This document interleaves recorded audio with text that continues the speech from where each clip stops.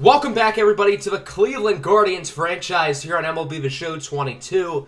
Today we have the 2024 Major League Baseball Amateur Draft. We're going to have an opportunity to add to our already loaded farm system that we've done a really good job of developing in this series.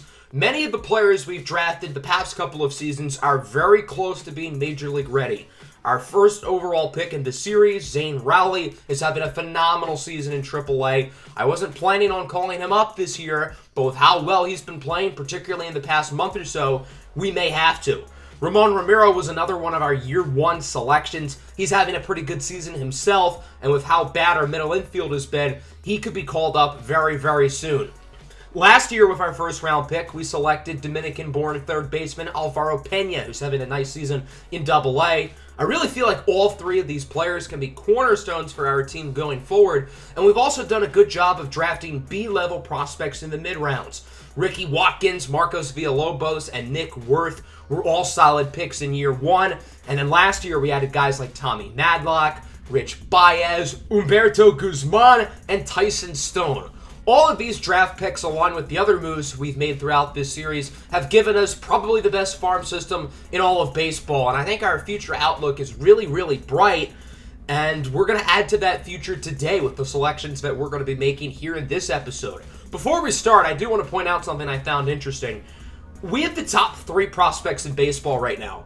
Ramon Ramiro, Zane Rowley, and Alvaro Pena, our three most notable draft picks of this series, are the three best prospects in all of baseball, which is really wild to say, which just goes to show how good of a future we have with these cornerstones at the top of the top prospects list. We have two other top 50 prospects with Daniel Espino at 14. He won't be on this list much longer because he's in the big leagues. And Robert Hassell at 27. Of course, he was, in real life, traded yesterday to the Nationals in the Juan Soto deal. So as we look at this draft class, we're not going to be able to get a blue chip talent because we were a good team last year. We made the playoffs, and that's fine because most of these blue chippers are honestly unimpressive. The most notable thing here is that there's a guy named Ramon Ramiro. Ironic.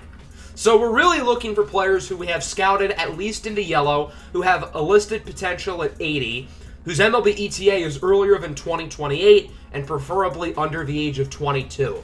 Those are the main four factors I look for in a prospect, and I think overall, this is actually a weaker draft class, not just at the top, but throughout, so it's going to be even harder to draft well, which I think adds to the challenge. We have the 21st overall pick in the first round. We also have a competitive balance round A pick right outside of the first round, the 35th pick overall. We have the 14th pick in the second round, and then we have, I think, the 21st pick in all of the other rounds. We just happen to move up in the second round because a lot of teams gave up their second round picks in order to sign high-level free agents.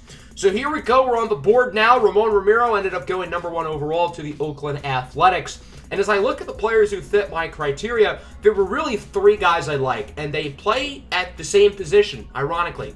All three players are third basemen. Those guys are Jesse Lynn, Omar Jimenez, and Sean Ryder.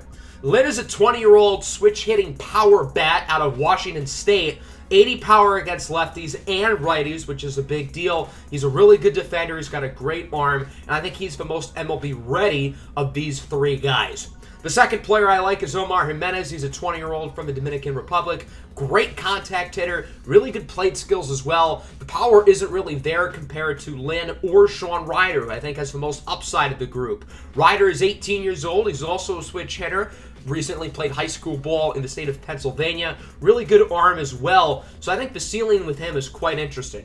With all that being said, with the 21st pick of the 2024 Major League Baseball Draft, the Cleveland Guardians select Jesse Lynn, a switch-hitting third baseman from Washington State University. Why did we choose Lynn over the other third baseman exactly? I think Jesse Lynn is going to be more ready to play right away.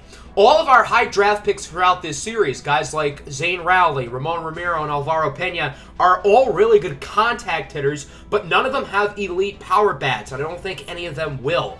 Jesse Lynn does not have the upside that those three guys do, but with his power, I think that's going to be a really nice addition to the lineup. He has a great arm and a great glove right away, and I think we could be looking at Gold Glove upside if he continues to improve. The contact isn't great. The plate skills aren't great. He doesn't draw a lot of walks. He swings and misses a lot. But at 67 overall with B potential, I think this is a pretty good pick, especially with high power ratings. I'm excited to see him develop, and I hope he can be a cornerstone for our team in the future going forward. I ultimately chose Lynn over the other guys because with Jimenez, I didn't really want a pure contact bat because we have so many of those. And then with Sean Ryder, I just think he's a little bit too raw, and I think Lynn's going to be the better player right away.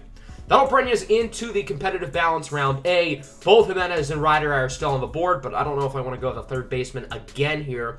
So I looked at a couple other guys. Second baseman Marcos Fabregas, I think, could be a very MLB-ready player. Russell O is kind of interesting. We have him almost fully scouted. He only has 70 potential, but he's the guy who I think could be really good offensively right off the bat. Starting pitcher Sam Banks. He's a lefty. He looks really good. He is 24 years old, which is a little bit of a concern, but I still like him quite a bit. So with the 35th overall pick, the Cleveland Guardians select first baseman Russell O, a switch hitter from South Korea. He is 24 years old, and he only has 70 potential, so I know I'm going against my rules a little bit, but I think Russell O could be a major league caliber player very early on. Offensively, he's probably the most polished player in the entire draft, if we're being honest. And I get that he's 24. I get the ceiling isn't that high, but I think we're looking at a really strong offensive bat and somebody who could be a big leaguer as soon as next season. I don't know if he's ever going to be a long-term starter, but I think he could be a really good platoon or bench bat. And I do think he has the ability to be a starting caliber player. He's a 72 overall with B potential. The offensive ratings look really, really good. And he's got a strong arm as well. I don't think he'll stick at first base. Maybe a corner outfield spot could make sense. Hopefully the glove can improve. But he's probably the most polished hitter in the draft. He hits from both sides of the plate. Great contact, great power, phenomenal plate skills as well. I really like him. So now here we are in round 2. All the guys we consider with our last pick are still there, which makes that quite convenient. With the 14th pick in the second round of the 2024 MLB Draft, the Cleveland Guardians select second baseman Marcos Fabregas from Venezuela. So we're going international here once again with Fabregas, who I think could be quite MLB ready as well, but he also has that 80 potential grade, which is a big deal. If you look at Fabregas, he's a great contact hitter, and I know I said that I'm trying to focus more on power during this year's draft. However, sometimes you just got to go with the best player available, and for me, that's Marcos Fabregas.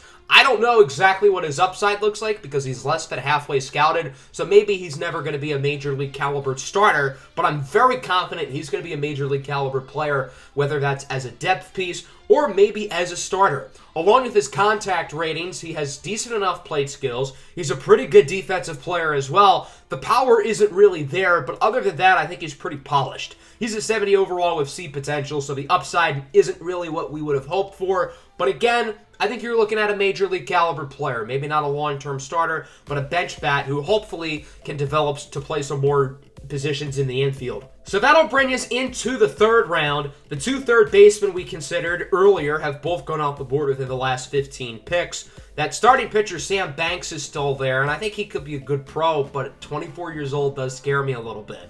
So I thought about it, and I have had success with drafting 80 potential players who we haven't scouted at all, particularly in the bullpen. So I think that's going to be the strategy here in the third round. With the 21st pick of round 3 in the 2024 MLB Draft, the Cleveland Guardians select relief pitcher Fernando Cabrera, a righty from the Dominican Republic. As you can see, he has pretty much all 80 grades across the board. Is he going to be that good? No, probably not, because we haven't scouted him at all, so that's probably inaccurate. But I do think Cabrera could be really solid, and I have had a lot of success with drafting relievers in the past who we haven't really scouted at all. Cabrera has 4 pitches to his arsenal: a fastball, a cutter, a curveball, and a slider, so he's got a good mix of heat and off speed. I know his scouting profile says that he has 80 grades across the board. We're not expecting him to be that good, but I will say I am confident that he'll be a well-rounded pitcher, which I think is pretty important for a reliever in today's game. As we look at his ratings, as we expected, he's not as good as we thought, but he doesn't look bad.